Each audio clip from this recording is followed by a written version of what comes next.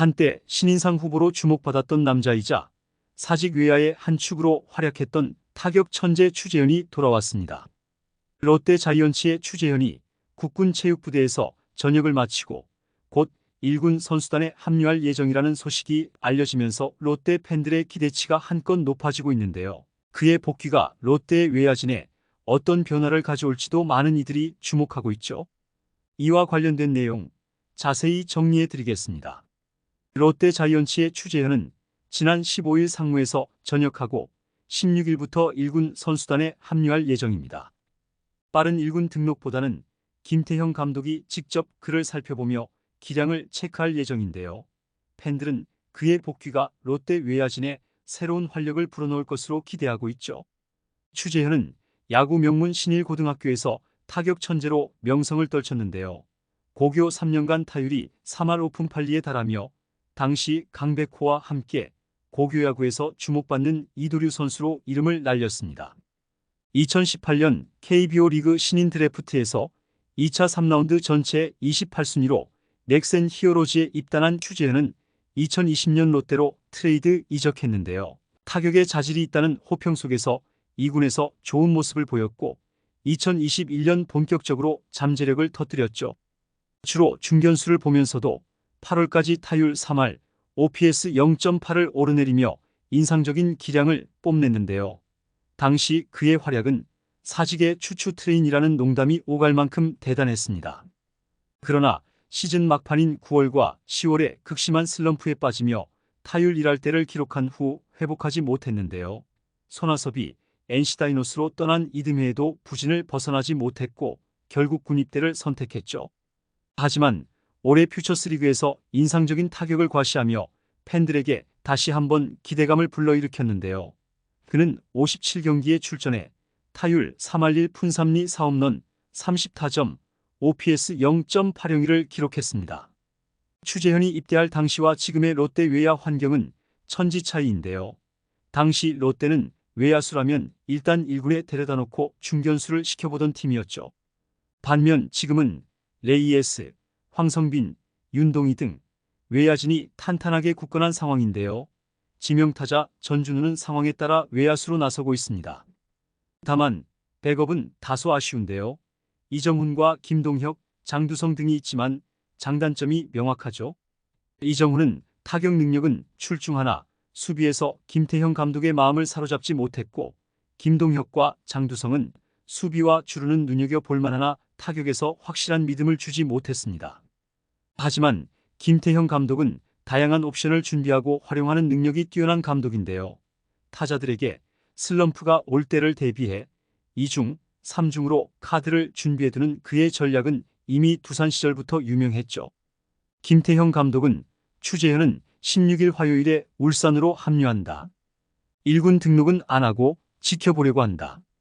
그 다음 어떻게 할 것인지, 백업으로 쓸 것인지는 그때 가서 판단하겠다. 외야 백업들과 겹칠 것 같은데 장두성이나 김동혁은 타격에서 부진하다. 추재현이 타격이 된다면 좋을 것 같다. 듣기로는 골고루 준수하다고 하더라라고 밝혔습니다. 결국 추재현의 1군 엔트리 진입이 관건인데요.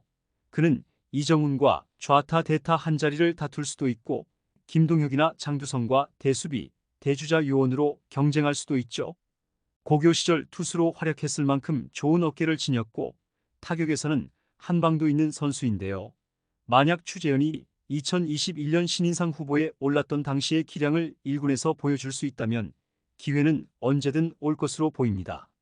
상무에서 몸쪽 변화구에 대한 약점을 극복했느냐가 큰 관건이죠. 추재현의 복귀는 롯데 자이언츠의 외야진에 새로운 활력을 불어넣을 것으로 기대되며 팬들은 그의 활약을 기대하고 있는데요. 롯데 자이언츠의 김태형 감독과 팬들은 추재현이 다시 한번 타격 천재로서의 모습을 보여주기를 간절히 바라고 있습니다. 한편 롯데 자이언츠는 7월 들어 다시 부진의 늪에 빠진 뒤 좀처럼 벗어나지 못하고 있는데요.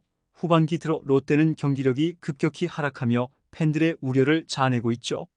7월 들어 롯데는 1승 6패, 후반기 성적은 1승 4패로 상당히 저조한 모습을 보이고 있는데요. 전반기 마지막 시리즈에서 두산 베어스와의 두 경기 모두 패하며 아쉬운 마무리를 지은 롯데는 후반기 시작과 함께 SSG 랜더스, KT 위즈와의 두 번의 시리즈에서도 모두 루징 시리즈를 당하면서 분위기 반전의 기회를 놓쳤습니다.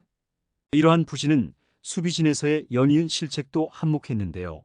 후반기 7경기 동안 11개의 실책을 기록하며 자멸하는 모습을 보였고 겨우 만회한 승패 마진도 모두 증발했죠. 5위를 추격하던 롯데는 다시 하위권으로 떨어지며 순위표에서 10위에 가까워졌고 7월 시작과 함께 35승 40패 3무였던 성적은 이제 36승 46패 3무로 뒷걸음질 치게 되었습니다. 특히 롯데의 강점이었던 타선이 급격히 식어버린 것이 큰 문제인데요. 5, 6월 동안 팀 타율 2할 9푼 7리, 팀 OPS 0.822를 기록하며 두 달간의 상승세를 이끌었던 타선은 7월 들어 타율 2할 4푼 3리, OPS 0.669로 하락했죠. 경기당 평균 득점도 4.57 득점으로 떨어지면서 롯데의 공격력은 급격히 약화된 모습입니다. 팀의 젊은 주축 선수들인 윤동희, 고승민, 나승엽, 황성빈으로 구성된 윤꼬나황 역시 부진의 늪에 빠져 있는데요. 이들은 롯데의 코어 자원으로 활약하며 팀을 지탱해왔지만 첫 풀타임 시즌을 보내면서 주축 선수로서의 책임감과 부담감이 가중되며 흔들리고 있죠. 리드오프 황성빈이 누상에 출루하지 못하면서 타선의 활력이 떨어졌고 고승민은 전반기 막판 당한 엄지손가락 인대 부상의 여파로 뜨거웠던 감각을 되찾지 못하고 있습니다. 윤동희도 타선에서 활력이 떨어지며 팀 전체의 공격력이 약화되었는데요. 그나마 나승엽이 꾸준히 활약하고 있지만 윤고나황의 동반 부진으로 인해 폭발적인 시너지 효과를 내지 못하고 있죠. 전준우와 외국인 타자 레이에스, 노진혁 등 베테랑 선수들이 분전하고는 있지만 팀 타선의 유기적인 흐름과 화력을 다시 끌어올리기 위해서는 윤고나황의 회복이 필수적인데요. 이들의 회복력에 따라 롯데의 후반기 성적과 가을 야구 진출 가능성이 결정될 것으로 보입니다.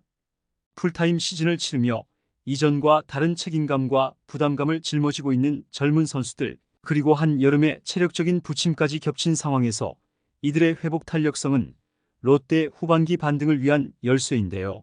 롯데는 윤고나황이 이끌어가는 타선의 활력을 되찾아야만 다시 상위권으로 도약할 수 있죠. 이들의 부진이 길어질수록 롯데의 순위는 계속해서 하락할 수밖에 없기에 결국 이들이 다시금 팀의 코어 자원으로서 활약해주기를 바라는 팬들의 기대가 어느 때보다 큰 시점입니다. 추재현의 복귀와 윤고나황의 부활이라는 시너지가 합쳐져 롯데가 다시 반등에 성공할 수 있을지 많은 팬들은 주목하고 있죠. 이번 영상은 여기서 마치겠습니다. 재밌게 보셨다면 구독과 좋아요, 알림 설정 부탁드려요. 그럼 오늘도 시청해주셔서 감사합니다.